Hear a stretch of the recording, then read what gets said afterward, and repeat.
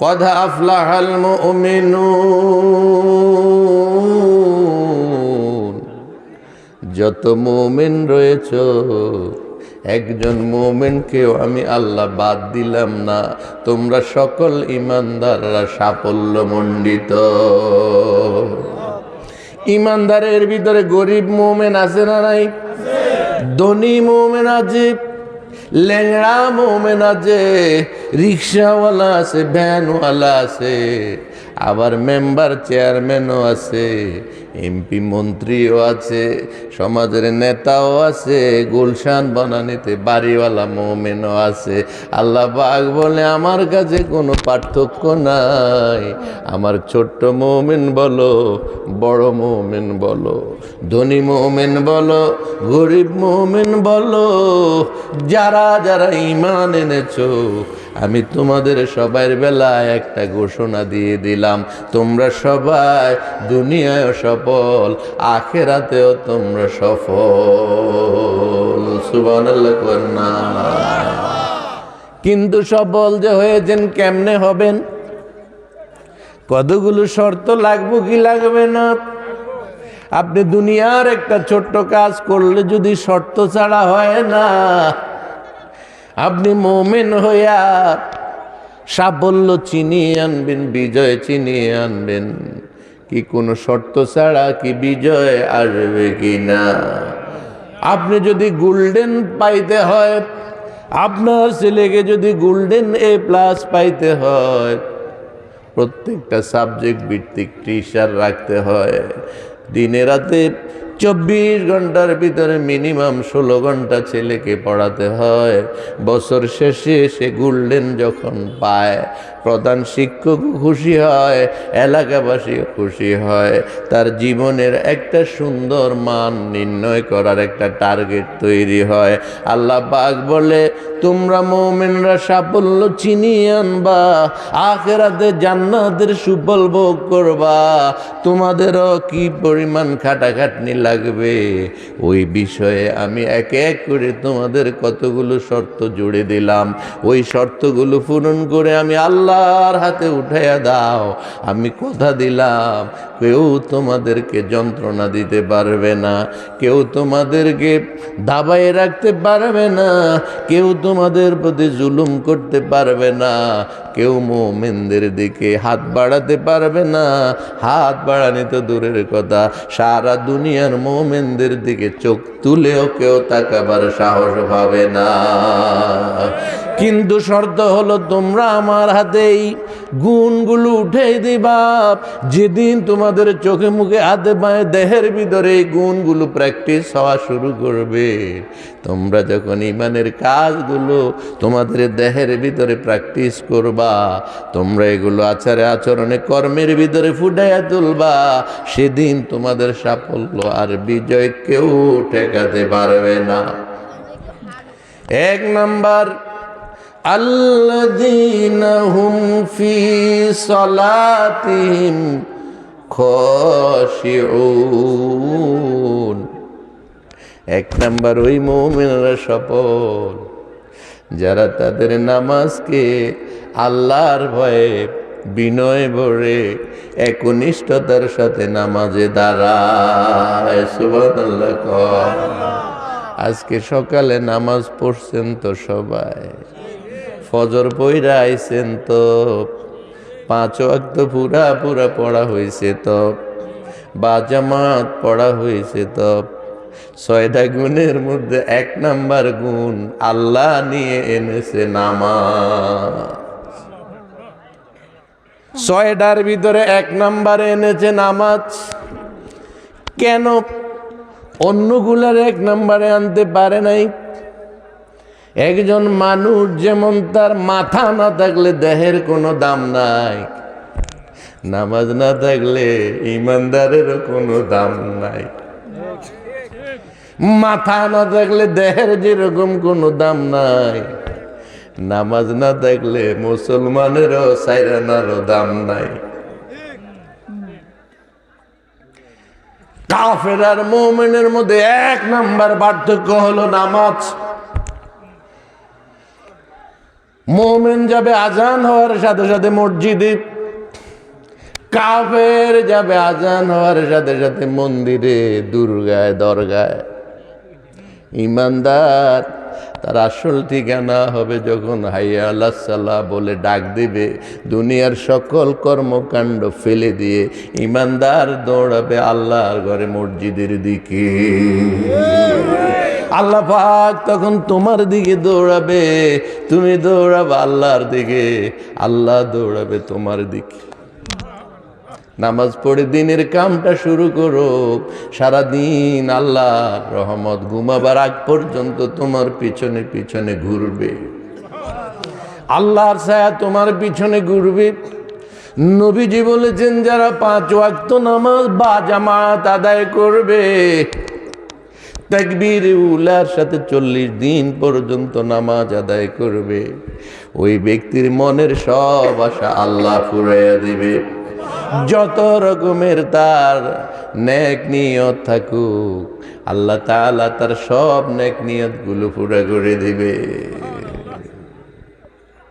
কেউ যদি বা জামাত 5 ওয়াক্ত নামাজ প্রতিদিন তাকবীরে উলার সাথে পড়ে, আল্লাহর নবী বলেছে আল্লাহ রাব্বুল আলামিন তারে 9টা পুরস্কার দান করবে।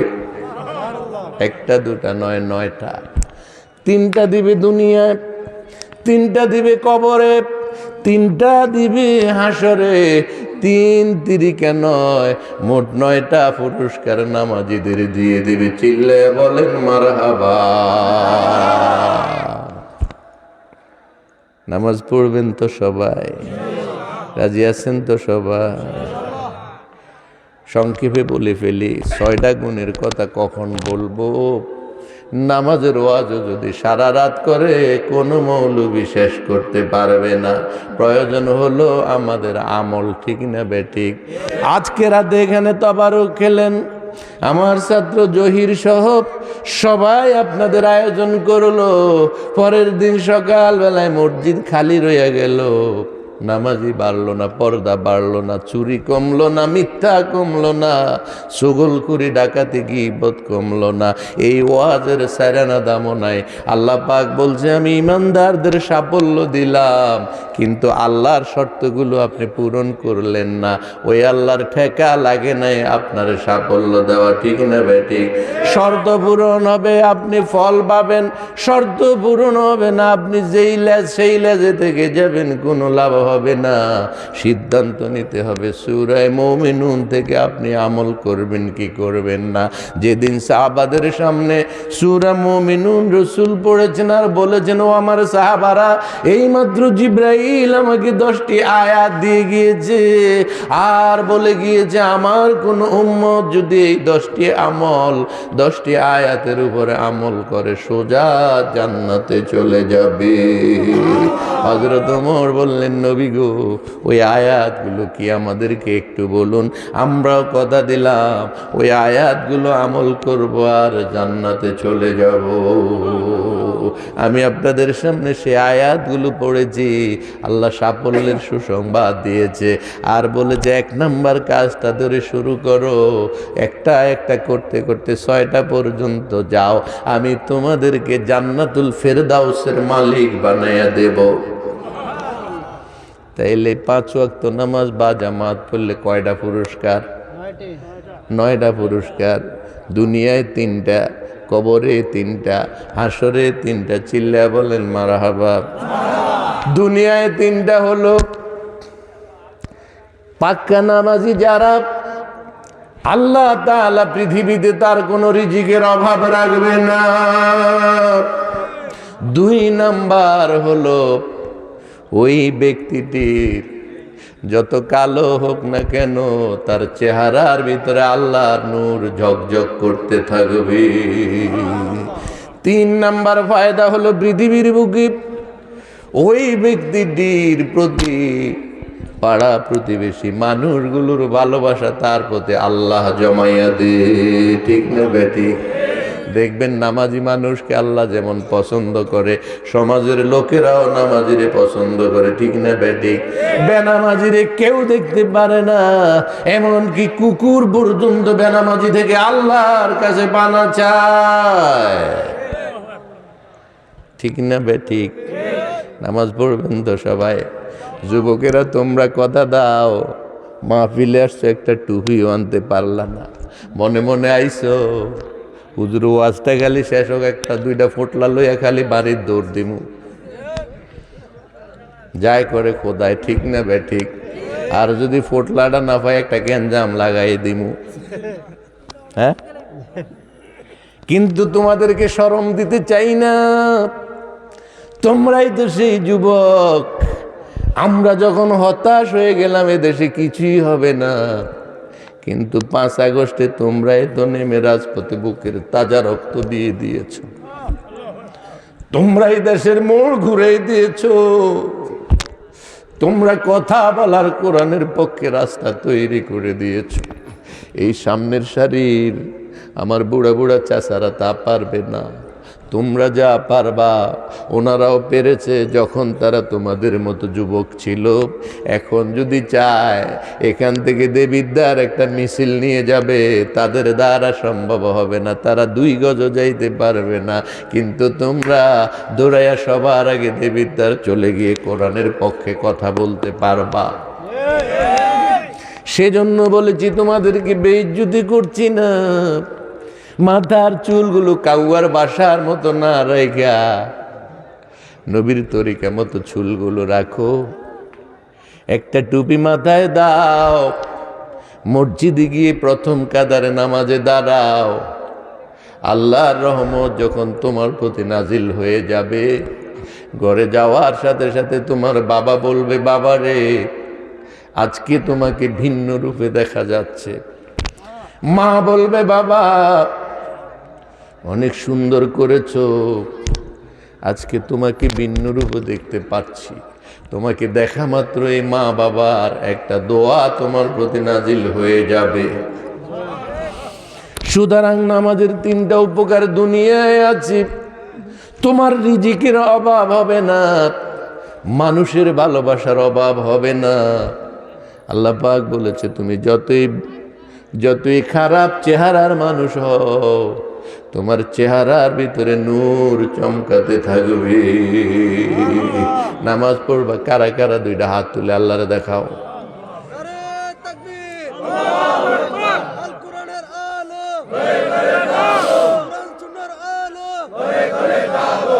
আঙ্গুলগুলো সরাইয়ে রাখো, আঙ্গুলগুলো সরাইয়ে রাখো। 5 আঙ্গুল মানে 5 ওয়াক্ত নামাজ।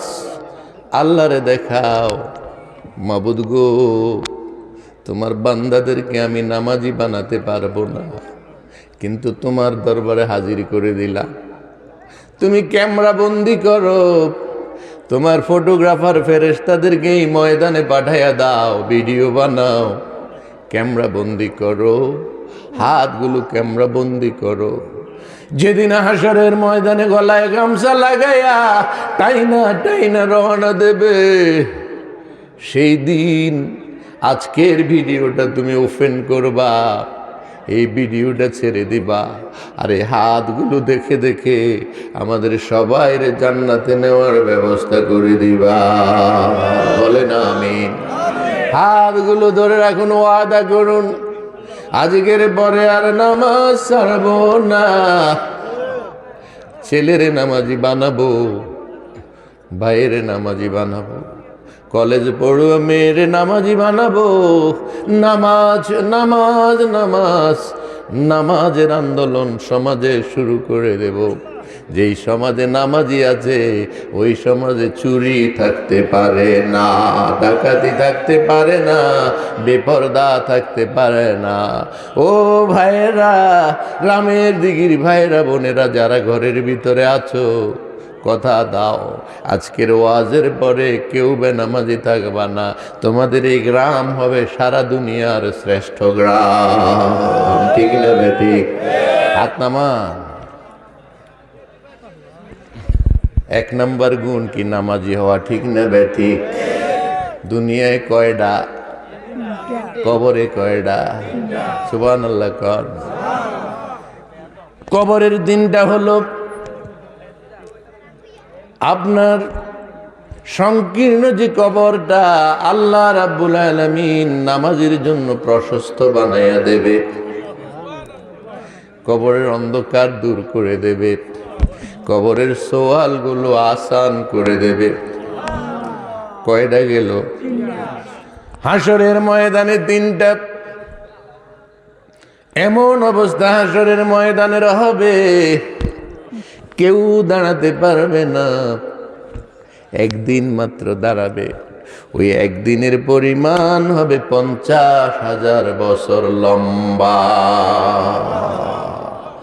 কিছু মানুষ ওখানে দাঁড়াতে হবে না, আল্লাহ পাক বলবে তোমরা বাইপাস হয়ে চলে আসো, আমি তোমাদের জন্য আমার আরশের নিচে জায়গা করে দিলাম। ওই সারির ভিতরে 1 নাম্বার হলো যেই বিচারকেরা পৃথিবীর বুকে ক্ষমতা পাইয়া ন্যায় বিচার করেছে, মজলুমের পক্ষে জালেমকে দমন করার জন্য বিচারকে ব্যবস্থা করেছে। আল্লাহ পাক বলে পৃথিবীর বুকে যেখানে জুলুম শেষ সেখানে আমার ইনসাফ জায়গা করে মানুষের শান্তি চলে এসে যায়। যেই বিচারকেরা ন্যায়পরায়ণভাবে বিচার করেছে সবার আগে আমি হাসরের ময়দান বাইপাস করে ওই মানুষগুলো আমার আরশের নিচে জায়গা বানাইয়া দেব। 2 নাম্বারে তারা ওই সব যুবকেরা যারা যৌবন থেকে ইবাদত বন্দেগীতে লালিত পালিত হয়েছে, ইবাদতে সাঁতার কেটেছে, ইবাদতের ভিতরেই তার জীবন গিয়েছে। আল্লাহ পাক বলে আমি ওই যুবকদের আমার কাছে জায়গা বানাইয়া দেব। শাবুন নাশা ফি ইবাদাতিল্লাহ, ওই সব যুবক যারা দুনিয়ার মোহ ছেড়ে দিয়েছে, লোভ লালসা ছেড়ে দিয়েছে, ফিরিঙ্গিদের পোশাক ছেড়ে দিয়েছে, কোরআনের পোশাক ধরেছে, দ্বীনের পোশাক ধরেছে, শরিয়া মোতাবেক জিন্দেগি যাপন করেছে, তার যৌবনের বহু রঙিন চশমা চোখে ছিল সব ফেলে দিয়ে আল্লাহ রাব্বুল আলামিনের তৌহিদকে সে সুন্দরভাবে ধরেছে, রাসূলুল্লাহর আদর্শকে শক্তভাবে ধারণ করেছে, দুনিয়ার সকল লোভ লালসাকে লাথি মেরে রাসূলুল্লাহর সুন্নাহর উপরে চলে এসেছে। ওই যুবকগুলোকে আল্লাহ সবার আগে তার আরশের নিচে জায়গা বানাইয়া দেবে। যুবকেরা সিদ্ধান্ত নাও, কি গানের আসরে থাকবা না তাফসীরুল কোরআনের আসরে থাকবা? আল্লাহ রাব্বুল আলামিন বাংলাদেশে কিছু কারিশমা দেখাচ্ছে। আমরা মনে করেছিলাম আল্লামা সাঈদী চলে গেলে বোধহয় বাংলাদেশে তাফসীর করার লোক পাওয়া যাবে না, কিন্তু সাঈদীর উত্তরসূরি মিজানুর রহমান আজহারি যেখানে যায় সারা বাংলার লাখো লাখো যুবকেরা তার পিছে হেমিলিনের বাঁশিওয়ালার মতো ছুটেছে। সুতরাং এটা কোরআনের সৌন্দর্যতা, আগামী দিনে আল কোরআনের বাংলাদেশ হবে, এটা প্রমাণ হয়ে যাচ্ছে, ঠিক না বেঠিক? সুতরাং তোমরা যারা রামের দিঘির বাড়ির যুবক রয়েছো তোমরা পিছিয়ে কেন থাকবা? তোমরাও খাব্বাবের কাতারে চলে আসো, আম্মারের কাতারে চলে আসো, হযরত খালিদ বিন ওলীদের কাতারে চলে আসো। এই গ্রাম থেকে সংগ্রাম উঠাও। আর রামবাম, তোমাদের গ্রামের নাম হচ্ছে রামের দিঘি, রাম বাদ দিয়া নবীর দিঘি বানাও, ফাতেমার দিঘি বানাও, হযরত আয়েশার দিঘি বানাও। এই দিঘি আর রাসূলুল্লাহর হাউজে কাউসারের দিঘি যেন একাকার হয়ে যায়, এই চরিত্র তোমরা গঠন করো। গোটা গ্রামটাকে কোরআনের আদলে সাজাও। আল্লাহ রাব্বুল আলামিন তোমাদেরকে আল্লাহর আরশের নিচে জায়গা দেওয়ার জন্য প্রস্তুতি গ্রহণ করে রেখেছে। সুতরাং হাসরের ময়দান এমন একটা ময়দান হবে কেউ দাঁড়াতে পারবে না। কারো হাঁটু পরিমাণ ঘাম, কারো কোমর পরিমাণ ঘাম, কারো আকণ্ঠ ঘাম। মাথার উপরে যখন সূর্য তাপ দেবে মগজগুলো গলে গলে ঘাম আর মগজ একাকার হয়ে যাবে। ওই পানির ভিতরে সাঁতার কাটা আরম্ভ হয়ে যাবে, কেউ দাঁড়াতে পারবে না। নবীজি শুধু লেওয়ায় হামদের পতাকাটা নিয়ে দাঁড়াবে, সারা হাসরের ময়দান তামা তামা হয়ে যাবে। আল্লাহর নবী কথা দিয়েছে যে ব্যক্তিরা নামাজ পড়বে 5 ওয়াক্ত হাসরের ময়দানে বেশিক্ষণ তাদের দাঁড়াতে হবে না। সুবহানাল্লাহ কান। হাসরের ময়দানে কয়টা? হাসরের ময়দানে কয়টা? এক নম্বরে দীর্ঘ সময় হাসরের ময়দানে দাঁড়াতে হবে না। দুই নম্বরে বিজলির গতিতে ফুলসেরাতের ওপারে চলে যাবে। তিন নম্বরে পিপাসার্থ মানুষ যখন পানি পানি বলে কারবালার মতো চিৎকার আরম্ভ করবে, ওই অবস্থায় আল্লাহ নবীর হাউজে কাউসারের ভিতরে সবাইকে নিয়ে যাবে। চিল্লায়ে বলেন মারহাবা। এত সুন্দর 9টি উপকার পাওয়ার পরেও, এত সুন্দর ভাষায় রসুল নামাজের কথা বলার পরেও যদি কেউ আমরা নামাজ না পড়ি, তার মতো হতভাগ্য ঈমানদার আল্লাহ রাব্বুল আলামিনের কোনো কাজে লাগবে না। ঠিক না বেঠি? সুতরাং সিদ্ধান্ত নাও, মুমিনের গুণাবলী 1 নাম্বার কি? 1 নাম্বার কি? 2 নাম্বার গুণাবলী হলো والذين هم عن اللغو معرضون।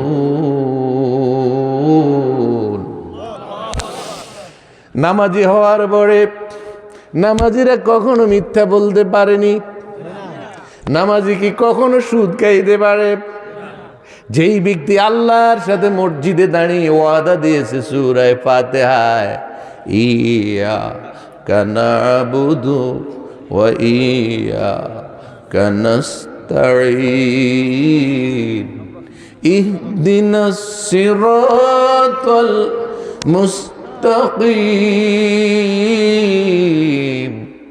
যেই ব্যক্তিটি প্রতিদিন 5 ওয়াক্ত নামাজে প্রত্যেক রাকাতে রাকাতে আল্লাহর সাথে সূরা ফাতিহার এই ওয়াদা করে, ওয়াদা পাঠ করে, মাবুদ গো তোমার কাছে ছাড়া কারো কাছে মাথা নত করব না, কোনো তেনার কাছে যাব না, নেতার কাছে যাব না, তার কাছে গেলে কিছুই পাওয়া যাবে না। যাকে আমি নেতা মেনেছি ওই নেতা তোমারে চিনে না, তোমারে জানে না, তোমার কোরআন বুঝে না, নবীর আদর্শ বুঝে না। নেতা কখন ঘুম থেকে উঠে আর কখন ঘুমায় তার খবরও থাকে না।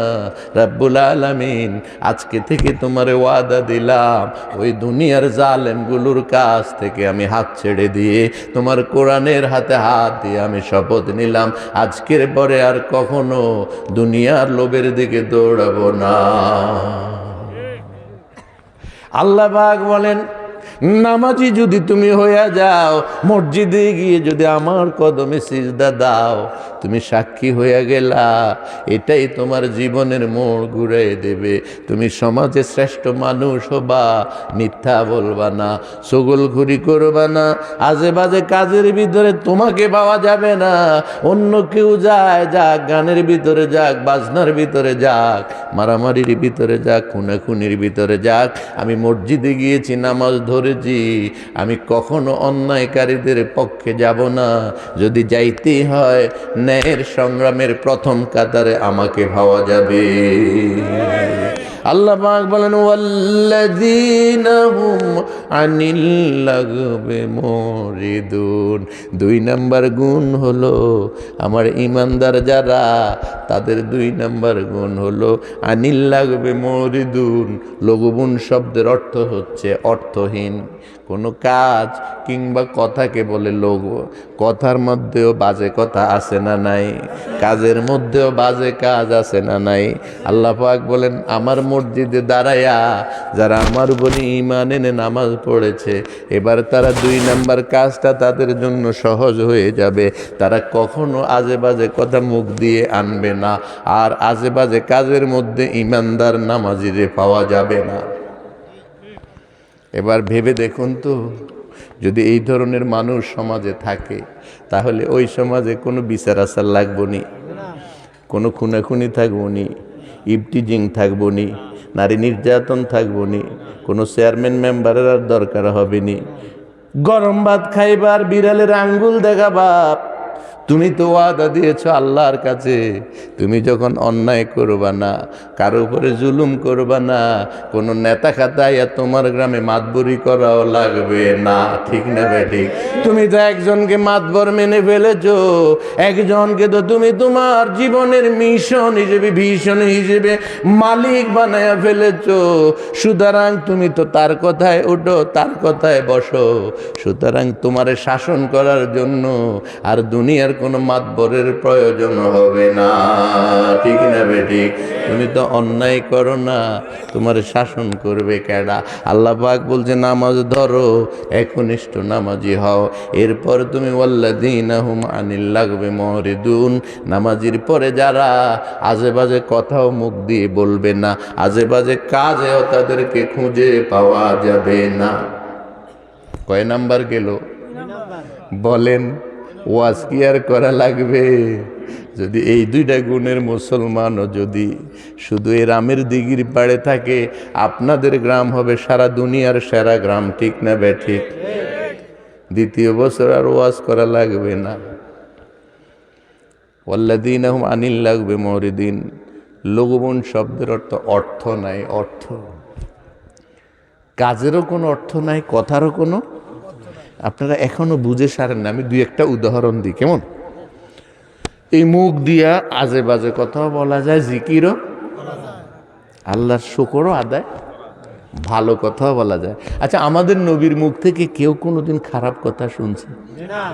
কাফেররা বলতো যে এনে একটা পাগল আছে, তোমরা যাইও না। যতই কয় পাগল, মানুষে খালি পাগল চাইতে যায়। গত 15 বছরে যতই ওয়াজের মাহফিলে বাধা দিছে, তত খালি ঢল নামছে, ঠিক না বেঠিক?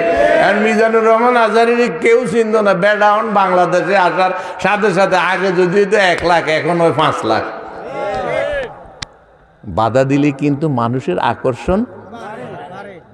আপনার ঘর একটার ভিতরে কেউ না, দুয়ারটা বন্ধ করি, খালি একজনের পরে একজন ঢুকাইবেন। আর যে ঢুকবো প্রথমে হেতারে করবেন, তুই যাইস কি দেখছ কইস না। তে বাইরে এলে বাকি কি রে ভাই, কি আমি করতাম না ভাই, তুই যাই দেখে আর সব লাইন ধরে ভিতরে যায়, দেখ কিচ্ছু নাই। এখন কিন্তু আমি যখন ঠইকে আইছি, তারে কি লেখবো, তেও ঢুকো। ঘটনায় রে এরকম না?